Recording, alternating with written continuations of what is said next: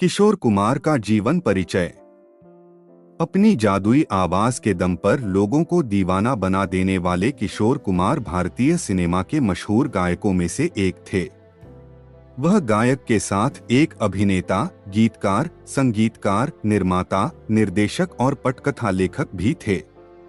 उन्होंने हिंदी भाषा के साथ बंगाली, मराठी, असमिया, गुजराती, कन्नड़, भोजपुरी, मलयालम, ओडिया और उर्दू भाषा में भी कई गाने गाए हैं।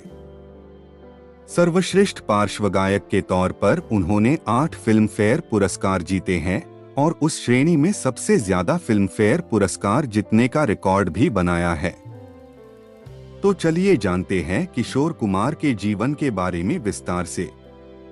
किशोर कुमार का परिवार। किशोर कुमार का रियल नाम आभास कुमार गांगुली था और लोग उन्हें प्यार से किशोर दा के नाम से पुकारते थे। उनका जन्म 4 अगस्त 1929 को मध्य प्रदेश के खंडवा में हुआ था। उनके पिता का नाम कुंजलाल गांगुली है, जो पेशे से एक वकील थे। उनकी माता का नाम गौरी देवी है, जो एक गृहिणी थीं। किशोर कुमार 4 भाई बहनों में सबसे छोटे थे। उनके बड़े भाई अशोक कुमार और अनूप कुमार ने भी फिल्मों में अभिनेता के तौर पर काम किया था। उनके बड़े भाई अशोक कुमार हिंदी फिल्म इंडस्ट्री में दादा मुनि के नाम से जाने जाते थे। किशोर कुमार के जीवन में उनके बड़े भाई अशोक कुमार का अहम योगदान रहा है, क्योंकि अशोक कुमार की वजह से ही उनकी रुचि भी फिल्मों की ओर बढ़ने लगा। उनकी बहन का नाम सती रानी देवी है, जिनका विवाह भारतीय फिल्म उद्योग के जाने माने फिल्म निर्माता शशधर मुखर्जी से हुआ था, जिन्होंने 1930 के दशक में बॉम्बे टॉकीज की स्थापना की थी। शशधर मुखर्जी अभिनेत्री काजोल के दादाजी थे। किशोर कुमार ने अपनी प्रारंभिक शिक्षा मध्य प्रदेश के खंडवा शहर से पूरा किया। उसके बाद उन्होंने इंदौर के क्रिश्चियन कॉलेज से स्नातक की पढ़ाई की थी। किशोर कुमार का फिल्मी करियर। एक अभिनेता के रूप में किशोर कुमार ने अपने फिल्मी करियर की शुरुआत साल 1946 में फिल्म शिकारी से की थी। इस फिल्म में उनके बड़े भाई अशोक कुमार ने लीड अभिनेता के तौर पर काम किया था। साल 1951 में किशोर कुमार ने फणी मजूमदार की फिल्म आंदोलन में एक लीड अभिनेता के तौर पर काम किया, लेकिन यह फिल्म कुछ खास कमाल नहीं कर पाई। एक अभिनेता के तौर पर उन्हें असली पहचान साल 1954 में बिमल राय की फिल्म नौकरी से मिली, जिसमें उन्होंने एक बेरोजगार युवक का किरदार निभाया था। इसके बाद उन्होंने बाप रे बाप, नई दिल्ली, मिस मैरी और आशा जैसी कई सुपरहिट फिल्मों में काम किया। साल 1958 में उन्होंने फिल्म चलती का नाम गाड़ी में मधुबाला और अपने दोनों भाइयों अशोक कुमार और अनूप कुमार के साथ काम किया। यह भी दिलचस्प है कि मोहम्मद रफ़ी ने किशोर कुमार की कई फिल्मों में गाने गाए थे और इसके लिए रफ़ी जी ने उनसे सिर्फ ₹1 लिया था। अपने फिल्मी करियर के दौरान एक अभिनेता के तौर पर उन्होंने करीब 81 फिल्मों में काम किया था, जबकि करीब 18 फिल्मों का निर्देशन उन्होंने खुद किया था।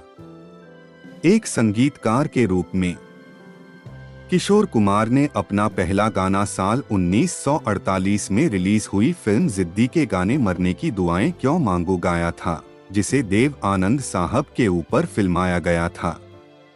हालांकि इस फिल्म के सफलता के बावजूद भी उन्हें कोई खास पहचान नहीं मिली थी। इसके बाद एस.डी. बर्मन ने उन्हें साल 1950 में फिल्म प्यार और साल 1951 में फिल्म बहार में गाने का मौका दिया।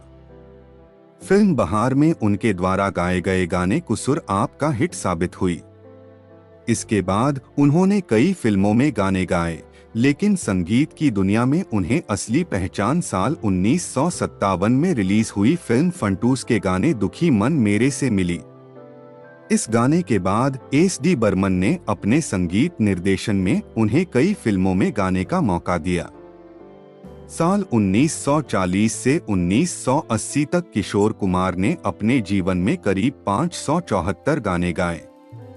एक पार्श्व गायक के तौर उन्होंने 8 फिल्म फेयर पुरस्कार जीतने के साथ ही सबसे ज्यादा फिल्म फेयर पुरस्कार जीतने का भी रिकॉर्ड बनाया था। उन्हें पहला फिल्म फेयर पुरस्कार साल 1969 में फिल्म आराधना के गाने रूप तेरा मस्ताना प्यार मेरा दीवाना के लिए मिला था। किशोर कुमार की यह खासियत रही है कि वह देव आनंद साहब से लेकर सुपरस्टार राजेश खन्ना, जिस भी अभिनेता के लिए गाने गाए हो, उनकी आवाज सभी पर फिट बैठती थी। लगता था जैसे उस अभिनेता के अंदर खुद किशोर कुमार समा गए हो। किशोर कुमार का वैवाहिक जीवन। किशोर कुमार ने अपने जीवन में 4 शादियां की थीं। पहली शादी उन्होंने रुमा घोष उर्फ रुमा गुहा ठाकुरता से की, जो एक बंगाली गायक और अभिनेत्री थी। उनकी यह शादी साल 1950 से 1958 तक चली। उनसे उनका एक पुत्र है जिसका नाम अमित कुमार है। दूसरी शादी उन्होंने साल 1960 में भारतीय सिनेमा जगत की जानी मानी अभिनेत्री मधुबाला से की। दोनों ने चलती का नाम गाड़ी, हाफ टिकट और झुमरू जैसे कई फिल्मों में साथ काम किया था। इसके लिए उन्होंने धर्म परिवर्तन कर इस्लाम धर्म को अपनाया और उन्होंने अपना नाम बदलकर करीम अब्दुल रख लिया। किशोर कुमार के माता पिता उनके इस शादी से खुश नहीं थे, इसलिए उनके माता पिता उनकी शादी में शामिल नहीं हुए थे। बाद में उन्होंने मधुबाला से हिंदू रीति रिवाज से भी शादी की, लेकिन उनके माता पिता ने मधुबाला को कभी भी अपने बहू के रूप में स्वीकार नहीं किया। घर में तनाव का माहौल होने की वजह से मधुबाला बांद्रा में स्थित अपने बंगले में वापस लौट आई और वहां वह अकेली रहने लगी। दिल की बीमारी की वजह से 23 फरवरी 1969 को मधुबाला का निधन हो गया। इसके बाद किशोर कुमार के जीवन में योगिता बाली आई और साल 1976 में उन्होंने योगिता बाली से तीसरी शादी की, जो सिर्फ 2 साल तक ही चल पाई और साल 1978 में उनका तलाक हो गया। तलाक के बाद योगिता बाली ने मिथुन चक्रवर्ती से शादी कर ली। चौथी और अंतिम शादी किशोर कुमार ने साल 1980 में लीना चंदावरकर से की, जो उनके बड़े बेटे अमित कुमार से सिर्फ 2 साल बड़ी है। लीना चंदावरकर से उनका एक बेटा है जिसका नाम सुमित कुमार है। किशोर कुमार से जुड़े विवाद। साल 1989 में किशोर कुमार के निर्देशन में बनने वाली फिल्म ममता की छाव में अमिताभ बच्चन ने कैमियो की भूमिका निभाने से इनकार कर दिया था, जिसकी वजह से अमिताभ बच्चन के साथ उनका संबंध खराब हो गया था और उन्होंने उनकी फिल्मों में गाने गाना बंद कर दिया था। हालांकि समय के साथ यह विवाद खत्म हो गया और बाद में अमिताभ बच्चन की फिल्म तूफान के गाने आया आया तूफान उन्होंने ही गाया था। साल 1979 में किशोर कुमार की तीसरी पत्नी योगिता बाली ने उनसे तलाक लेकर मिथुन चक्रवर्ती के साथ शादी कर ली, जिसकी वजह से किशोर कुमार ने मिथुन कुमार के फिल्मों में गाने गाना बंद कर दिया। लेकिन बाद में उन्होंने मिथुन चक्रवर्ती की फिल्म सुरक्षा, डिस्को डांसर और वक्त की आवाज में गाने गाए। किशोर कुमार के जीवन में एक बड़ी घटना उस समय हुई जब साल 1975 में देश में आपातकाल के समय कांग्रेस पार्टी की एक रैली में उन्हें गाने के लिए संपर्क किया गया, लेकिन उन्होंने इस रैली में भाग लेने से साफ इनकार कर दिया, जिसकी वजह से उस समय की सूचना एवं प्रसारण मंत्री विद्याचरण शुक्ला ने दूरदर्शन और ऑल इंडिया रेडियो पर किशोर कुमार के गानों के प्रसारण पर रोक लगा दी। यह प्रतिबंध 4 मई 1976 से लेकर आपातकाल के अंत तक लगा रहा। साथ ही किशोर कुमार के घर पर इनकम टैक्स विभाग द्वारा छापेमारी भी की गई। लेकिन इतना होने के बावजूद भी किशोर कुमार ने कभी आपातकाल का समर्थन नहीं किया। किशोर कुमार के बारे में अज्ञात तथ्य। किशोर कुमार का जन्म मध्य प्रदेश के खंडवा में एक बंगाली परिवार में हुआ था। जब वह बालावस्था में थे उस समय उनके बड़े भाई अशोक कुमार हिंदी फिल्म जगत के एक जाने माने अभिनेता बन चुके थे। बड़े भाई अशोक कुमार और अनूप कुमार का फिल्मों में काम करने की वजह से उनकी रुचि भी शुरू से ही फिल्मों की ओर थी। उनका रियल नाम आभास कुमार गांगुली था, लेकिन फिल्मों में काम करने के साथ ही उन्होंने अपना नाम बदलकर किशोर कुमार रख लिया। उन्होंने अपने फिल्मी करियर की शुरुआत साल 1946 में फिल्म शिकारी से एक अभिनेता के तौर पर किया था। वह हिंदी सिनेमा के जाने माने गायक कुंदन लाल सहगल से काफी प्रभावित थे और वह उनकी गायन शैली का भी अनुकरण करते थे।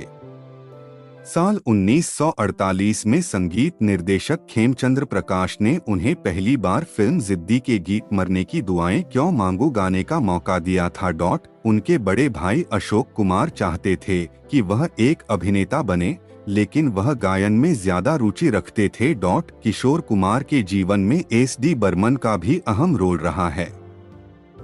उनके गायन प्रतिभा को निखारने का श्रेय एस.डी. बर्मन को ही जाता है। एस.डी. बर्मन ने किशोर कुमार को के.एल. सहगल के जैसा बनने के बजाय अपनी स्वयं की गायन शैली विकसित करने का सुझाव दिया था। साथ ही उन्होंने किशोर कुमार की गायन कला से खुश होकर अपने संगीत निर्देशन में कई फिल्मों में गाने का मौका भी दिया था। साल 1957 में किशोर कुमार ने हिंदी फिल्म जगत के जाने माने निर्देशक ऋषिकेश मुखर्जी की पहली फिल्म मुसाफिर में भी काम किया था। कई फिल्मों का निर्माण और निर्देशन खुद किशोर कुमार ने किया है। वर्ष 1961 में रिलीज हुई फिल्म झुमरू का निर्माण और इसका निर्देशन किशोर कुमार ने ही किया था। साथ ही इस फिल्म में उन्होंने अभिनय के साथ साथ इस फिल्म का टाइटल सॉन्ग मैं हूँ झुमरू भी उन्होंने खुद लिखा था। 1964 में रिलीज हुई फिल्म दूर गगन की छाव में का निर्माण और निर्देशन खुद किशोर कुमार ने ही किया था। इस फिल्म की संगीत और पटकथा भी उन्होंने खुद लिखा था। इस फिल्म में किशोर कुमार और उनके पुत्र अमित कुमार ने क्रमशः पिता और पुत्र की भूमिका निभाई थी। साल 1969 में रिलीज हुई फिल्म आराधना के गाने कोरा कागज था, ये मन मेरा, मेरे सपनों की रानी कब आएगी, तू और रूप तेरा, मस्ताना प्यार तेरा दीवाना जैसे गानों से किशोर कुमार को संगीत की दुनिया में एक अलग पहचान मिली। इस फिल्म के गाने रूप तेरा, मस्ताना प्यार तेरा दीवाना के लिए उन्हें पहला फिल्म फेयर पुरस्कार भी मिला था। किशोर कुमार ने हिंदी फिल्म जगत के जाने माने अभिनेता राजेश खन्ना की कई फिल्मों में गाने गाए थे, इसलिए उनकी सफलता के पीछे किशोर कुमार की आवाज को माना जाता है। 1970 के दशक में किशोर कुमार ने आर.डी. बर्मन के संगीत निर्देशन में ये शाम मस्तानी, रात कली एक ख्वाब में आई और चिंगारी कोई भड़के जैसी कई सुपरहिट गाने गाए। किशोर कुमार ने शास्त्रीय संगीत में कोई औपचारिक प्रशिक्षण हासिल नहीं किया था।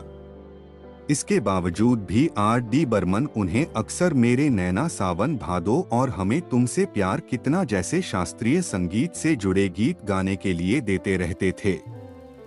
फिल्म दूर वादियों में कहीं एक अभिनेता के तौर पर किशोर कुमार की आखिरी फिल्म थी। फिल्म आनंद में पहले किशोर कुमार को कास्ट किया जाना था।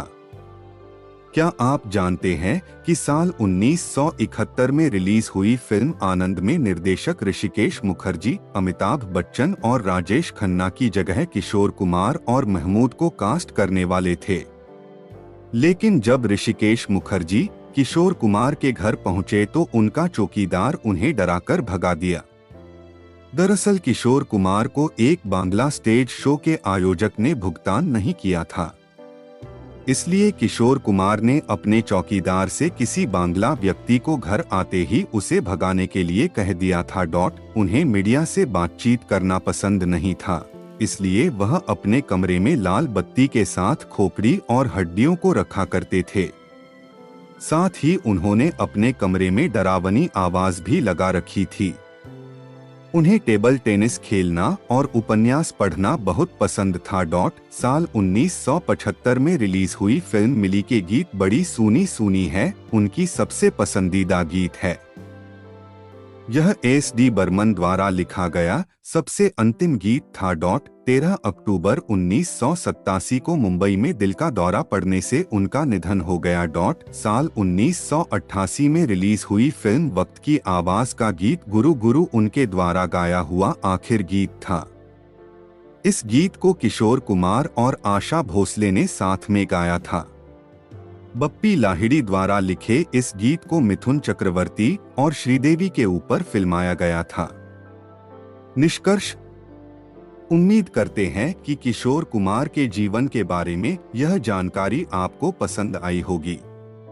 इसी तरह अपने पसंदीदा सितारों के बारे में जानने के लिए इस वेबसाइट के अन्य आर्टिकल को भी पढ़ सकते हैं। इस आर्टिकल से संबंधित आपका कोई सवाल हो तो कमेंट करके जरूर बताएं। इस आर्टिकल को अंत तक पढ़ने के लिए धन्यवाद।